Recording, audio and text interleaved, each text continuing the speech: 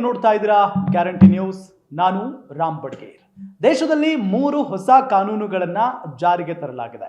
ಸಹಜವಾಗಿ ಜನರಿಗೆ ಕಾನೂನಿನ ಬಗ್ಗೆ ಹೆಚ್ಚಿನ ಅರಿವಿರೋದಿಲ್ಲ. ಹಾಗಾಗಿ ತಿಳಿದವರೇ ಜನರಿಗೆ ತಿಳಿಸುವಂತ ಪ್ರಯತ್ನವನ್ನ ಮಾಡಬೇಕು. ಇವತ್ತು ನಿಮ್ಮ ಗ್ಯಾರಂಟಿ ನ್ಯೂಸ್ ಆ ಪ್ರಯತ್ನವನ್ನ ಮಾಡ್ತಾ ಇದೆ. ಈ ಜೊತೆಗೆ ಈ ಕಾನೂನು ಏನಿದೆಯಲ್ಲ, IPC ಸೆಕ್ಷನ್ ಅನ್ನ ಯಾಕೆ ಮೂಲೆಗುಂಪು ಮಾಡಿದ್ರು, ಜೊತೆಗೆ ಈಗ ಹೊಸ ಕಾನೂನುಗಳಿಗೂ ಹಳೆ ಕಾನೂನುಗಳಿಗೂ ಏನು ವ್ಯತ್ಯಾಸ ಅನ್ನೋ ಒಂದು ಪ್ರಶ್ನೆ ಎಲ್ರಿಗೂ ಕೂಡ ಇದ್ದೇ ಇದೆ. ಇದರ ಬಗ್ಗೆ ಮಾತನಾಡೋದಕ್ಕೆ, ಮಾಹಿತಿಯನ್ನು ತಿಳಿಸ್ಕೊಡೋದಕ್ಕೆ ನನ್ನ ಜೊತೆಗೆ ಈಗ ಶಾಸಕರು ಜೊತೆಗೆ ಸೀನಿಯರ್ ಅಡ್ವೊಕೇಟ್ AS ಪೊನ್ನಣ್ಣ ಅವರಿದ್ದಾರೆ. ಸರ್ ನಮಸ್ಕಾರ, ಕಾರ್ಯಕ್ರಮಕ್ಕೆ ಸ್ವಾಗತ ನಿಮಗೆ.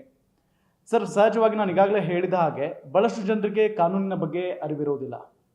ಹಾಗಾಗಿ ಈ ಹಳೆ ಕಾನೂನನ್ನ ಯಾಕೆ ಬಂದ್ ಮಾಡಿದ್ರು, ಹೊಸ ಕಾನೂನನ್ನ ಯಾಕೆ ಜಾರಿಗೆ ತಂದ್ರು ಅನ್ನೋ ಪ್ರಶ್ನೆ ಇದೆ. ಏನು ವ್ಯತ್ಯಾಸ ಸರ್ ಈ ಎರಡಕ್ಕೂ? ಈ ಹಳೆ ಕಾನೂನನ್ನು ಅಂದರೆ IPC, criminal procedure code, evidence act, ಈ ಮೂರನ್ನು ಯಾಕೆ ಬಂದ್ ಮಾಡಿದರು, ಯಾಕೆ ಹೊಸ ಕಾನೂನನ್ನು ತಂದಿದ್ರು ಅಂತ ಬಹುಶಃ ಕೇಂದ್ರ ಸರ್ಕಾರದಲ್ಲಿ ಈ ಪ್ರಸ್ತಾವನೆಯನ್ನು ಸಂಸತ್ತಿನ ಮುಂದೆ ಇಟ್ಟಂಥವ್ರಿಗೂ ಕೂಡ ಗೊತ್ತಿಲ್ಲ ಅಂತ ನನಗೆ ಅನಿಸ್ತದೆ. ಇದು ಹೆಸರು ಬದಲಾವಣೆ, ಅದಕ್ಕೊಂದು ಭಾವನಾತ್ಮಕವಾದಂಥ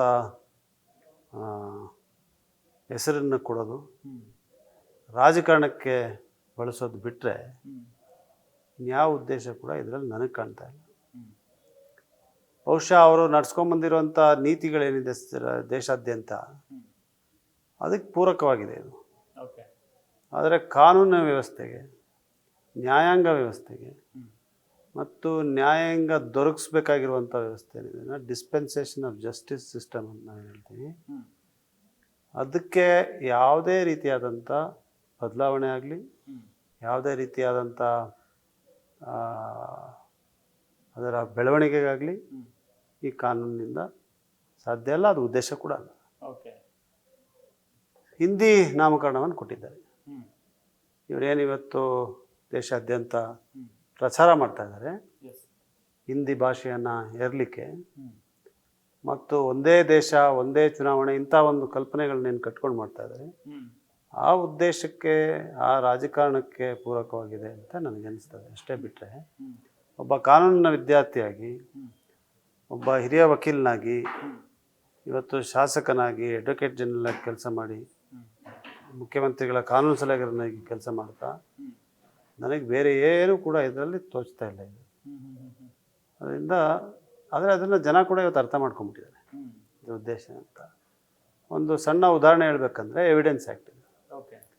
ಭಾಳ ಹಳೇದದು, 19ನೇ ಶತಮಾನದ ಕಾನೂನು, ಬ್ರಿಟಿಷರ್ ಕೊಟ್ಟಿದ್ದಂಥ ಕಾನೂನು. ನಮಗೆ ಬ್ರಿಟಿಷರ್ಸ್ ಕೊಟ್ಟಿದ್ದೆಲ್ಲ ತಿರಸ್ಕಾರ ಮಾಡಬೇಕು ಅಂತ ಹೇಳಿದ್ರೆ ಅದು ಬೇರೆ ವಿಚಾರ.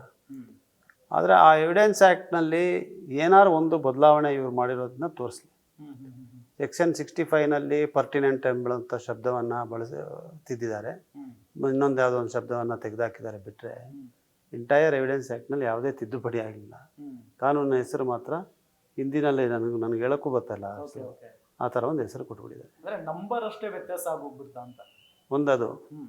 ಎರಡನೇದು IPCನಲ್ಲಿ ನೀವು ಏನು ತಿದ್ದುಪಡಿ ಅಂತ ತರಬೇಕು. ಇವತ್ತು ಬದಲಾಗ್ತಾ ಇರೋ ಚಿತ್ರಣದಲ್ಲಿ ಯಾವ ರೀತಿಯಾದಂಥ ಅಪರಾಧಗಳು ನಡೀತಾ ಇದೆ, ಅಪರಾಧೀಕರಣ ನಡೀತಾ ಇದೆ, ಅದನ್ನು ಸೆರೆ ಹಿಡಿಲಿಕ್ಕೆ ಬೇಕಾಗಿರುವಂಥ ಹೊಸ ಕಾನೂನನ್ನ ತರಬೇಕಿತ್ತು. ಇವರು ಇರೋ ಕಾನೂನನ್ನೇ ಸ್ವಲ್ಪ ಬದಲಾವಣೆ ಆ ಕಡೆ ಈ ಕಡೆ ಮಾಡಿ ಸೆಕ್ಷನ್ಗಳು 4 ಸೆಕ್ಷನ್ ಇರೋದನ್ನ ಒಂದು ಸೆಕ್ಷನ್ ಮಾಡಿದ್ದಾರೆ.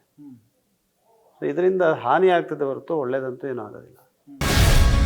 ಗ್ಯಾರಂಟಿ ನ್ಯೂಸ್, ಸುದ್ದಿ ಖಚಿತ, ನ್ಯಾಯ ನಿಶ್ಚಿತ.